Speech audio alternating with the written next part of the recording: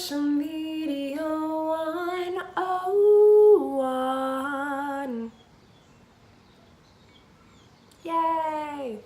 Hello, it's Wezzy. Today we're doing social media, which is my bread and vegan butter of my career, and also the bane of my existence. So we're gonna go at this just in a quick, easy tutorial, easy for me. If you have more questions, just ask. Again, this is going to be a broad general overview. I'm not trying to post an hour-long class. If you want personal classes with me, you know how to find me. So, social media is all about strategy to hook it all together. So if you're posting on Facebook one day, and Instagram another, and YouTube, and all these things, you're going to end up driving yourself pretty crazy. However, if you figure out a structure and a strategy, then all you have to do is connect your pieces together, which then in turn gives you a much more grandiose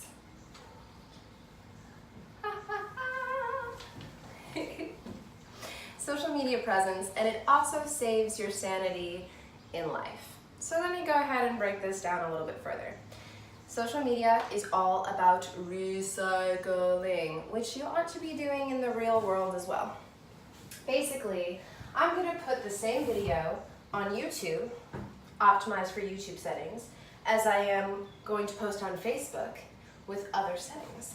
So basically, it's about taking the content, and even though it's the same piece of content, we're going to go ahead and break it off into little bite-sized crumbs that are optimized for the certain flavor of social media that we're going for. For example, you have the IGTV, right? And you have people that post long Instagram stories. Well, that's really awesome. You're not going to post a 20-minute extensive tutorial on Instagram. You would do that on YouTube.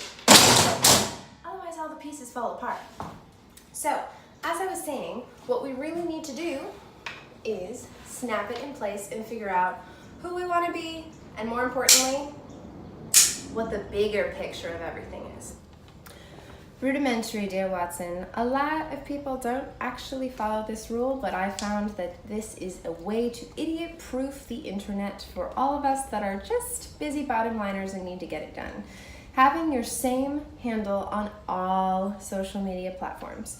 So if you have yourself 89, yourself 13, or a weird character in one, or it's spelled differently on Facebook than it is on Instagram, this is really confusing. Again, as I spoke about with branding and all of the other videos that I've done for you guys, we really need to think about whom we're actually speaking to. People are busy. People don't have time to remember, okay, well, this is their address on Instagram as opposed to YouTube, as opposed to Snapchat. As easy and as idiot-proofed as you can, that's how you're gonna get the most ratings, because honestly, when you have it on a business card, aesthetically it looks better to just have one name. Plus, then people can just type in your handle, right? Imagine if someone could go to Google, right? Just literally searching on the basic search engine, not even in a social media platform. And imagine if they had the ability to search you by handle, and all of a sudden you come up. The cool thing about that is that if you have all your bios and stuff synced together, you'll absolutely populate that way, which is super cool. The other really great idea is having some pretty consistent hashtags. Now, knowing which hashtags to use on which platform is another big element, right?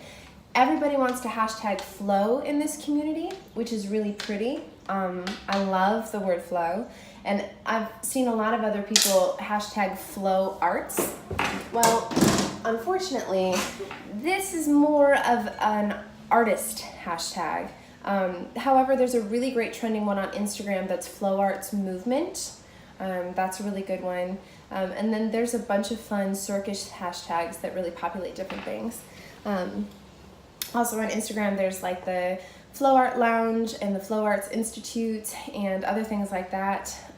Got Flow is one that I just found. But basically, those hashtags are on Instagram, and they work to categorize your posts so that they're seen by the people that are interested in the same things that you're interested in. In regards to YouTube, they just updated their algorithm, which is super cool. If you put a hashtag in your title, it actually populates blue, and it looks really spiffy when you publish it on YouTube. And also on YouTube, take some time to get to know the new things that are available, because now you can go into the back end of YouTube and really nerd out with it. There are end cards that you can do. There are end screens where you can literally choose to have your channel icon pop up so that when that populates, people can click and it subscribes. You can link them to other channels. You can put other YouTube videos that you want to promote and the end credits, basically, of your video. So what I've started doing is when I go to post a YouTube video, I have my content, I have my whatever, and then I go ahead and give myself a good 20 seconds, maybe 10 to 20 seconds at the end, where it's still me flowing, or it's a picture or my logo or whatever, but I've went ahead and extended my little commercial teaser, so that I can have all of the end credits populate properly on YouTube with enough time for people to be able to read and click.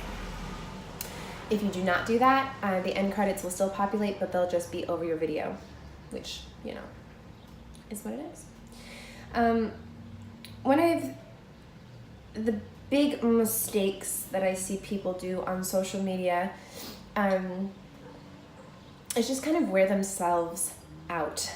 Social media is a very broad platform. I mean, SMM is microblogging, and it covers anything and everything from, Twitch to YouTube to Instagram to Twitter to Facebook. Like, there's so many things that are going on, and really what I advocate for is to not spread yourself too thin and to work smarter than harder. I know that's a really cute colloquialism to use, but it's absolutely true. So I'll take a picture, right? Let's just start with a picture, not even a video. And this picture, I will do a nice square crop edit for and watermark it within the square limitation for Instagram. I try not to make a habit to immediately post to Facebook from that same Instagram post, because then I'm just shooting out duplicate content on multiple channels.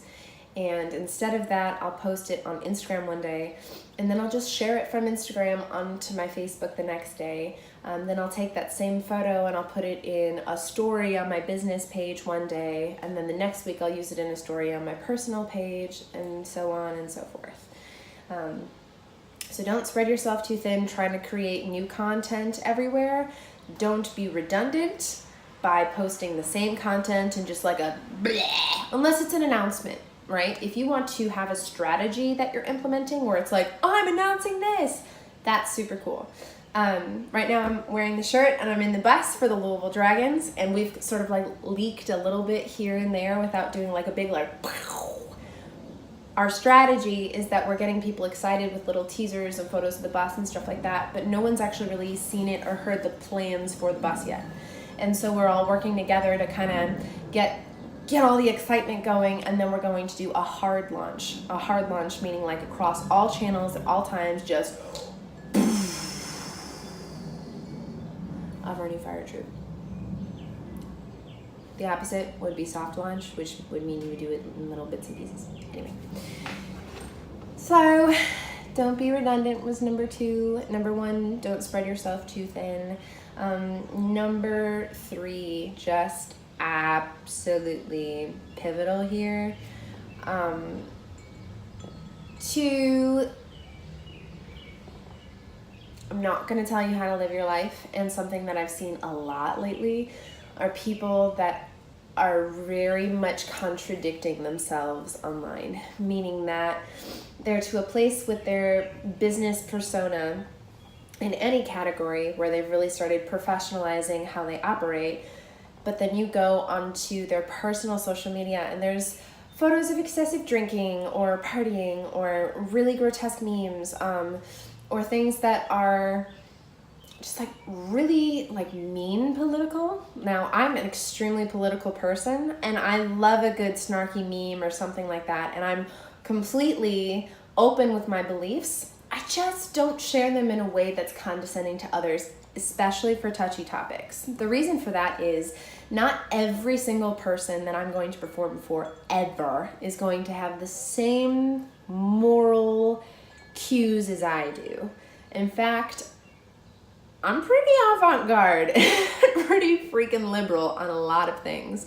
And especially because a lot of my performances right now are in the Bible Belt of America, I just go ahead and make sure to not piss people off on my personal page and then throw a freaking fit when they leave a bad review on my business page or don't like my business page because they don't like me as a person. Just as we adopt this character persona of ourselves for our business pages, we can go ahead and adopt that same notion into our personal pages. And what's nice about this is then that also challenges you to share your opinions and your beliefs in a way that is empowering to people as opposed to disempowering to the opinions that you don't agree with. Long spiel, right? Don't spread yourself too thin. Don't be redundant. Please keep it clean. Like, just be professional in whatever that means to you. And I've seen this a lot as of late with like Facebook fights, and I just want everybody to know that the world is already super cruel and judgmental, and we don't need this energy in our communities. I think that the best thing that we can do for one another is to politely disagree, because there's no reason that you have to agree with anyone, but there's no reason that you have to like be horrible to someone just because you don't agree with them. Anyway, that's that.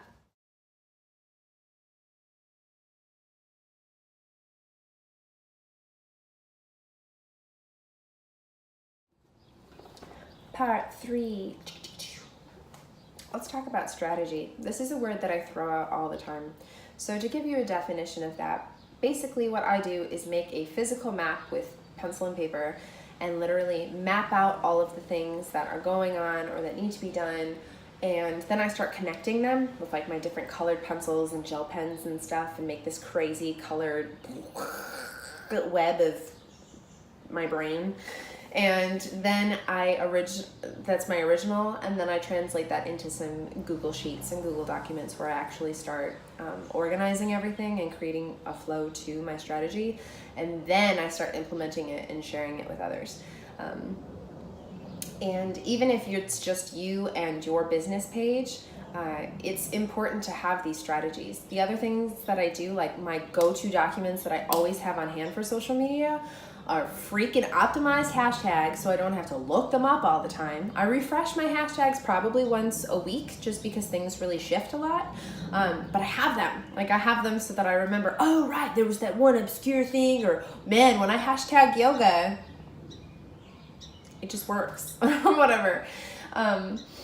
So having the hashtags in one category. For YouTube, I've also like taken the time to just write down the categories that I really want to continue to tag in my videos. You cannot copy and paste them into the YouTube metadata and backend. However, you can have them as a visual reference point. The other really key thing, ding, ding, ding, highlighter. Remember the people that you're tagging, right? So my whole stance as a marketer is to bring the humanity back into marketing. So SMM, social media marketing, especially, is very quick-witted. However, I take the time to tag the people that I actually want to share my things with and give credit for, right? For example, a photographer. So for the Louisville Dragons, we have just started like, here we go. We're getting all of our photos together and whatever. So I'm making sure to contact the photographer. Hi, how you doing? I'm about to use this photo on your page. Do you have a watermark that you want me to use for it? Where do you want me to tag it? Where do you want me to link to? This does several things. First of all, you're giving credit where credit is due. Number two, you've connected with a human being, a person that will now guaranteed go to the post because they're in it and they'll be excited and be like, oh my God, there it is. There's the thing that you said you were going to tag me in. Okay, and number three, you're giving yourself way more credibility because now, hi, I'm a performer. I did this beautiful show. You took a photo of it. Not only did I tag the venue, I tagged, the specific manager that helped me get set up. For a music gig, I always make a mention of the people that have helped me carry gear in and stuff like that. And then if there's any sort of photographer or videographer there, I absolutely tag them and give them the credit for their pages and whatever, because it again encourages them to not only like your post, but to share your post and to work with you again. By creating this network, you are creating a physical connection with a human being, in addition to creating, this is SEO, this is search engine optimization, right? I tag you, you tag me, these are links. This is how the internet literally functions. Bigger picture than social media, eventually this will all tie into your website, where you literally have an internal linking structure where you link to places of your own website, and then you have an external linking structure where you link to places on other people's websites, and then they link back to you, and then Google loves you. Now, the pièce de la résistance, the most important part of marketing in general, consistency, which is 100% something that I am also working on myself. So basically what I mean by this is tell your audience when you're about to perform, right? If you're going to go live on Facebook, let them know, even if it's an impromptu thing, make a post, hey guys, about to go live, check it out, right? Just give them some warning, give them some time to get to their computers and to like your stuff. Give them a call to action to tell them what to do with your things, right? You have people that love you and people that want to be there for you, but as I'm learning from my own marketing of myself, consistency is still key. It's absolutely everything. If I don't warn people that I'm going live, I'm gonna get half the viewers that I normally would. If I warn people that I'm going live, then I build excitement. Another thing to do is to be smart and go where your audience is, right? So right now, more than anything, I just want to be a YouTube sensation. That's what I want. I want everybody to subscribe to me on YouTube, and that's where I want them to follow me and love me, and that's great. I have under 100 YouTube subscribers, even though I want it so badly, and I've got all my tags and all my metadata and all my stuff. Right now, people still love me on Facebook. So I'm using that to my advantage here. So basically what I'm doing now is I'm going ahead and posting things on Instagram, and I'm driving people from Facebook to Instagram saying, hey, I'm being interesting over here. In regards to YouTube, I absolutely am posting the video on Facebook and YouTube on different days to recycle content. However, I'm posting the YouTube link when I upload the same video onto Facebook. Again, even though I said don't be redundant with your posting, I mean not redundant at the same time. If you blast something on all channels, it better be a big announcement. However, you can absolutely recycle content as much as your heart desires, because you can go ahead and use different verbiage in your comment section with the same photo. You can use the same video, but just go ahead and have something slightly different about it. Not in the video, but in what you're saying about it, in what you're sharing about it, in why you're sharing. Go ahead and get yourself on a social media calendar as well. That goes into consistency, right? Yes, Throwback Thursday. Oh, it's so cliche. I don't care. People are using it. People are loving it. And if people are already using that hashtag, then go for it. Go ahead and use the Man Crush Monday and the Woman Crush and the Trans Crush Thursday. If I could speak. You know all of these silly hashtags, Sunday Fun Day, all these things that people do. Well, they're enjoying it. So go ahead and use it to your advantage, and take note not just what's happening in your little niche industry as a flow artist and as a performer, but pay attention to the social media trends and what the vast majority, like the grand public, is using as well.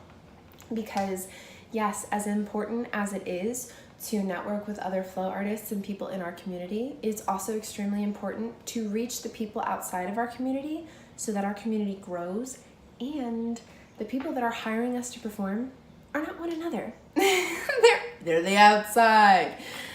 So we include them by just using the different hashtags that they like and doing things that are fun to them, right? And one of the biggest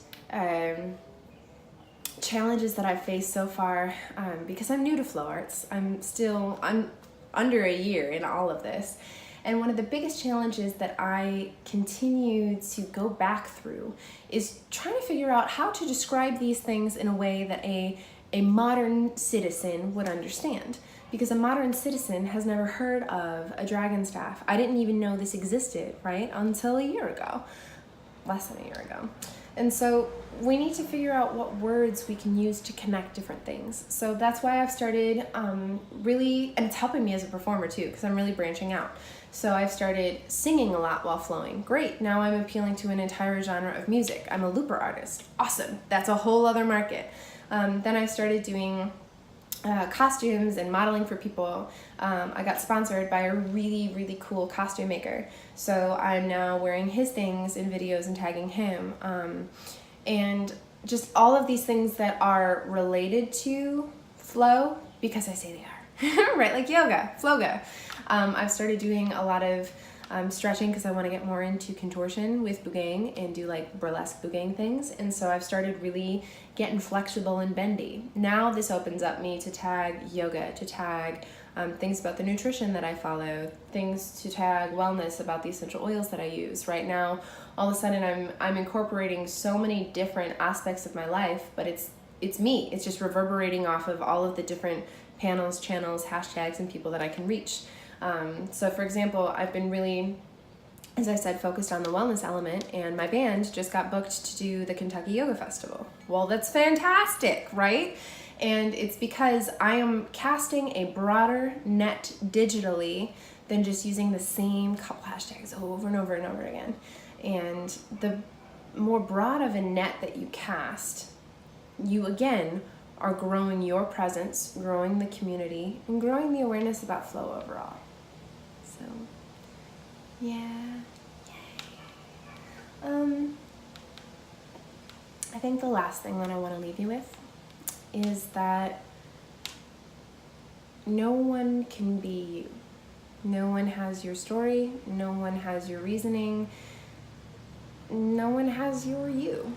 And that is not just your selling point. That story is absolutely what takes you from just being run-of-the-mill, just like everyone else, to being something really special. Because you are. We all are extremely special. And the beautiful part about that is that because we are all so incredibly unique, there's no competition with one another. There doesn't have to be anyway. There's only competition within ourselves. And so I encourage you to be open with your story as much as you are comfortable, and to share your story in a way that isn't condescending to others, remember, and to have the confidence within to where no matter how many views you get or how many views you don't get, or if you get some backlash for being who you are, or some trolls or nasty comments or whatever, because the internet's a big place, not everyone's nice. Just remember that you are doing a great job, and that I'm very proud of you, and I'm honored to be here, and I'm honored to know you. And that as vulnerable as it is to start sharing our story, it's kind of magical in a way. And it definitely makes the stakes higher. It definitely, it's more personal. There's a lot of my life that I choose not to share, and the little bit that I've started to share has been really therapeutic and healing and beautiful. Social media does not need to be a chore, and figuring out how to optimize posts and tag things and tag people does not have to be this like teeth-pulling horror fest. Instead, it's bringing the humanity back into marketing. It's figuring out who you are, what you want to achieve, who you want to be, what you want to share, and then connecting the dots so that the people that are seeking you know that you are seeking them too.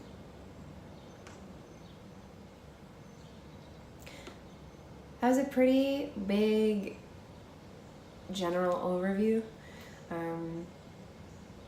I never want to get too geeky and speak in a language to where no one understands what I'm saying.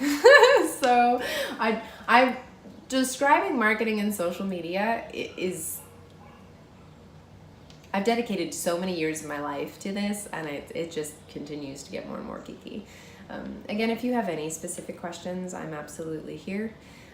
You feel free to reach out to me, add me, follow one another, send me pages you want me to like, and let me know how I can support you, because you guys are totally and unbelievably worth it and talented, and I am extremely excited to be a part of all of this.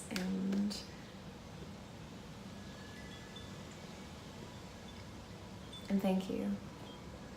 Thank you for choosing to exist. Yeah.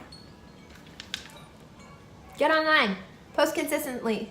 Don't be redundant. Recycle your content. Have fun with it. Connect with real human beings by being a being. Be you. Share that with other people. Love yourself. Have fun.